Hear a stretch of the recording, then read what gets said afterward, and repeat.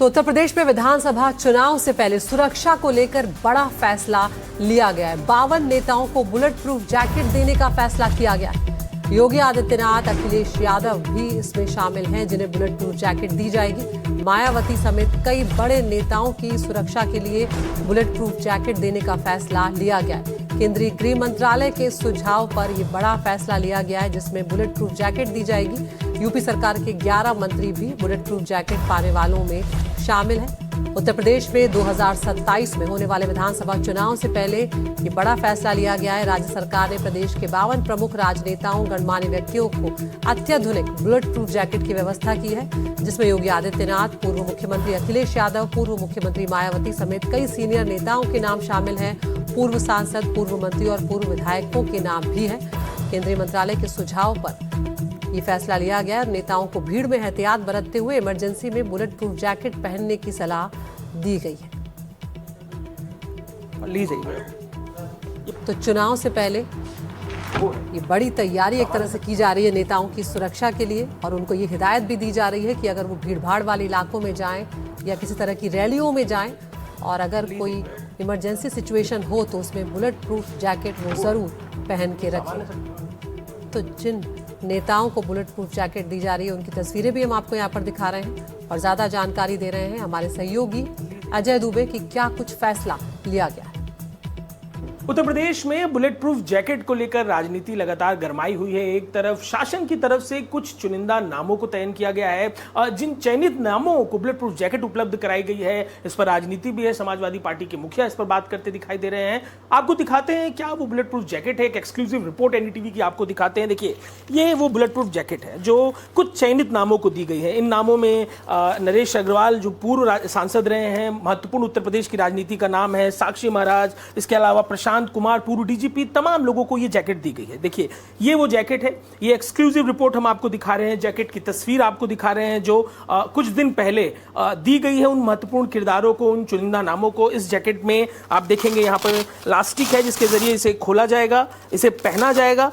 इस तरीके से आप देखिए ओपन होती है ये फ्रंट, दोनों साइड जो है इसके वो ओपन होते हैं और इसे पहनकर आप देखेंगे कि जो ये कैरेक्टर्स हैं इनको ब्रीफ भी किया गया है। जिन्हें ये दी गई है जैकेट, उन्हें ब्रीफ किया गया है कि जब वो बाहर जाएं तब वो इस जैकेट का प्रयोग करें।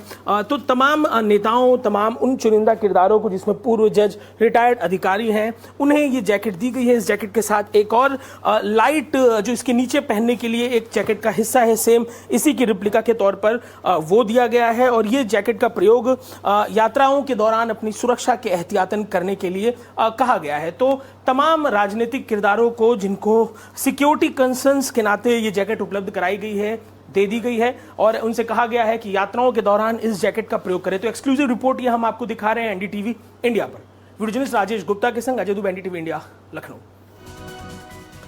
तो आपको बताते हैं कि आखिर यूपी में नेताओं को बुलेट प्रूफ जैकेट देने का फैसला क्यों लिया गया है। दरअसल 2027 विधानसभा चुनाव की वजह, एक सबसे बड़ी वजह यहाँ पर देखी जा रही, चुनावी दौर में बढ़ने वाली जनसभाओं के मद्देनजर ये फैसला लिया गया है। सुरक्षा एजेंसियों ने खतरे का यहाँ पर आकलन किया है। केंद्रीय गृह मंत्रालय की सलाह पर यह फैसला लिया गया है कि इन नेताओं को, इन हस्तियों को बुलेट प्रूफ जैकेट दी जाएगी। सुरक्षा समीक्षा के बाद अतिरिक्त सुरक्षा कवच के तौर पर इसे देखा जा रहा है। Y+, Z और Z+ सुरक्षा श्रेणी वाले जो नेता हैं वो इसमें शामिल हैं, जिन्हें बुलेट प्रूफ जैकेट दी जाएगी। पूर्व सांसद नरेश अग्रवाल को भी यूपी सरकार की तरफ से बुलेट प्रूफ जैकेट दी गई है। इस पर उन्होंने क्या कुछ कहा है वो भी सुनिए।